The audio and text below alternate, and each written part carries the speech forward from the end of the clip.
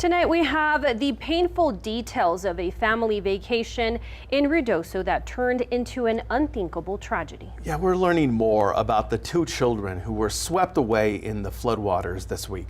KFOX 14 News at 9's Vania Castillo shares now what we've learned.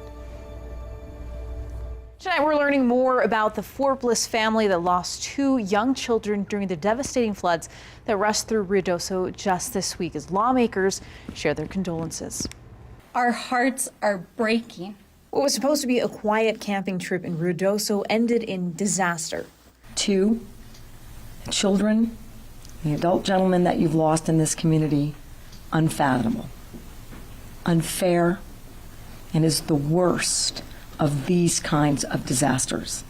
Forbes soldier Sebastian and Stephanie Trotter were on a family vacation with their two children, 7-year-old Sebastian Rowan and 4-year-old Charlotte Emery, when floodwaters suddenly overtook their RV. Their family saying on their GoFundMe page that there were no alerts, no evacuation notices, just water rising fast. The RV filled before they could escape. As a wall of the vehicle cracked, Stephanie, holding her children, was sucked into the current. Her husband dove in after them. He managed to lift their son up into a tree, but Stephanie and Charlotte were carried away, debris splitting the mom and daughter apart. Stephanie was drowning until she found a piece of wreckage and clung to it until help came. Both parents survived, but their children did not. My condolences on behalf of the whole state to that family. Stephanie and Sebastian, now hospitalized with serious injuries, lost their children and their dogs, Zeus and Ellie. These losses are lifelong, and there are no words that can take away that devastation. According to their family, Sebastian loved soccer, Charlotte sang and danced her way through every room.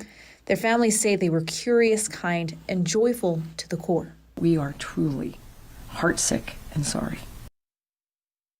The family says Sebastian faces major surgeries and months of recovery, and neither will be able to work for quite some time. Reporting from the studio, I'm Vania Castillo. So at a news conference today, state and local officials said that as many as 400 homes were damaged in Tuesday's floods. Many of them were secondary or vacation homes, but about 150 families have been directly impacted, facing the harsh reality of loss and uncertainty, even when it comes to basic needs like utilities. We are working hard. We're working around the clock. Crews they understand the urgency of getting the utilities back on, and we will continue to work hard on it to provide the water.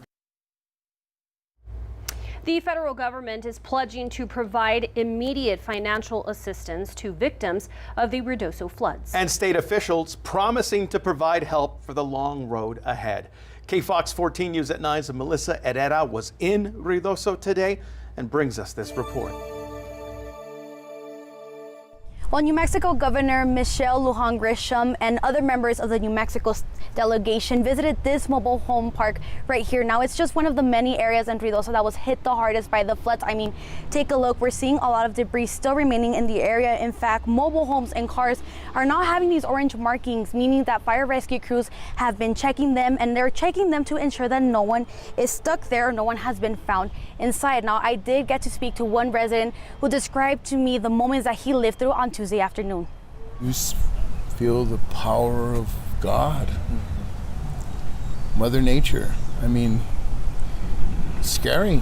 Native El Pasoan Arturo Olivas says he lost everything during Tuesday's deadly flash flood in Ruidoso. My daughter's trailer is behind my house, is smashed up against my house with the telephone pole through her house. We lost pretty much everything we have inside the house. Search crews continue recovery work across the village. This is y'all's place? Yeah. Okay, and everyone's out safely? Yeah. Okay. Just trying to self-defense, Olivas says that he's grateful for the help that's on the way. I would really wanted to talk to my neighbors and let them know that that's great news that these people in higher power are coming to help us. Governor Michelle Lujan Grisham got an aerial view of the damage during a press conference. She says that they're working with federal partners to get more help to Ruidoso. But this community should expect in the next day and days and weeks, tens of millions of dollars making its way over coming months, 100 million or more. And overall, we got a long way to go. We're talking about sizable resources to recover this community. Well, during a press conference on Thursday, officials are saying that they're taking steps to prepare for a potential flood happening this weekend. Now, along with that, they say that swiftwater crews and the National Guard will be remaining in the area to be prepared. I'm reporting for Ruidoso, Melissa Herrera.